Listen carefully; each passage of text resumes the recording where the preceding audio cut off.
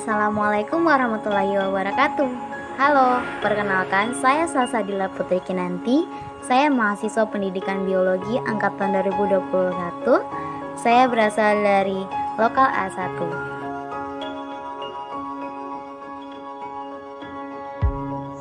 Jadi, di sini saya akan menjelaskan mengenai pandangan Islam terhadap kemajuan iptek. Perkembangan iptek adalah hasil dari segala langkah dan pemikiran untuk memperluas, memperdalam, dan mengembangkan iptek. Pandangan Islam.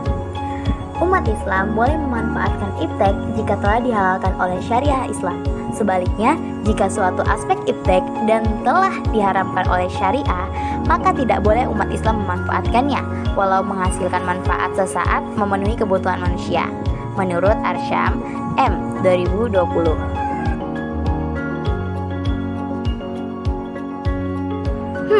Apa saja sih dampak positif dan negatif iptek?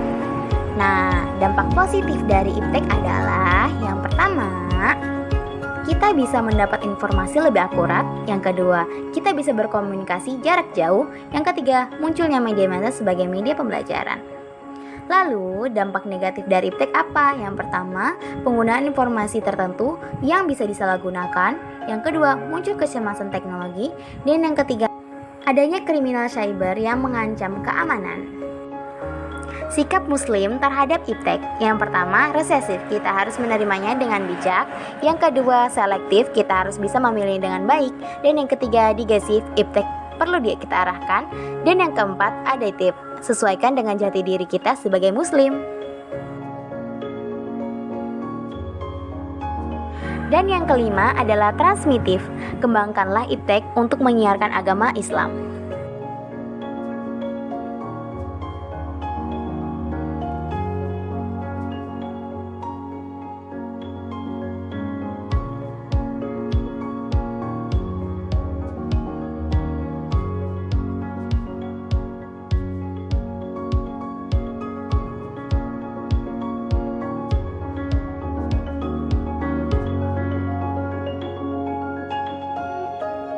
Selanjutnya adalah peran Islam terhadap perkembangan iptek pada saat ini, yaitu pada saat ilmuwan Inggris pertama kali memperkenalkan cloning terhadap domba, yang mana cloning ini adalah perkembangan makhluk hidup tanpa dikarenakan sifat proses pembuahan pada domba itu mirip dengan psikis pada manusia, yaitu mamalia melahirkan. Mungkin untuk selanjutnya cloning akan dilakukan pada manusia.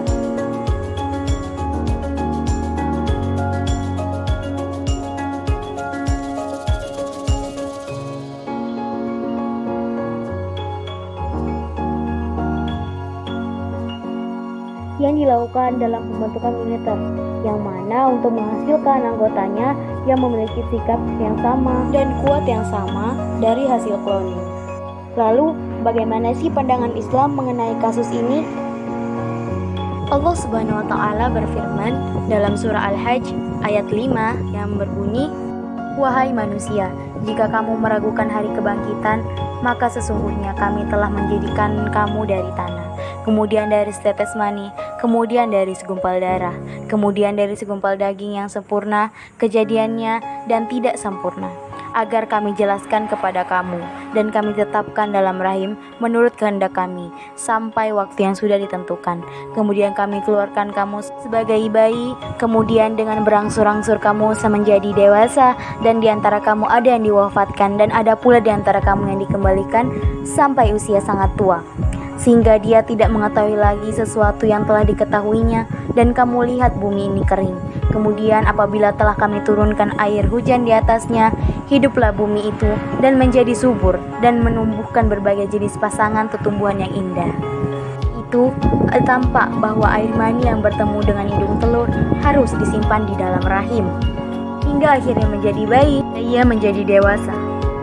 Sehingga cloning tidak melalui proses tersebut. Cloning hanya mengambil sel manusia, kemudian diletak proses bioteknologi, kemudian diletakkan pada inkubator jadi bayi manusia, maka jelas tidak sesuai dengan proses terjadinya bayi menurut Al-Quran. Kan akibat cloning, manusia tidak akan bisa mengenal rasa cinta dan kasih sayang di antara manusia yang satu dengan yang lainnya. Dari presentasi saya, mohon maaf jika ada kesalahan kata. Wabillahi taufiq wal hidayah. Wassalamualaikum warahmatullahi wabarakatuh.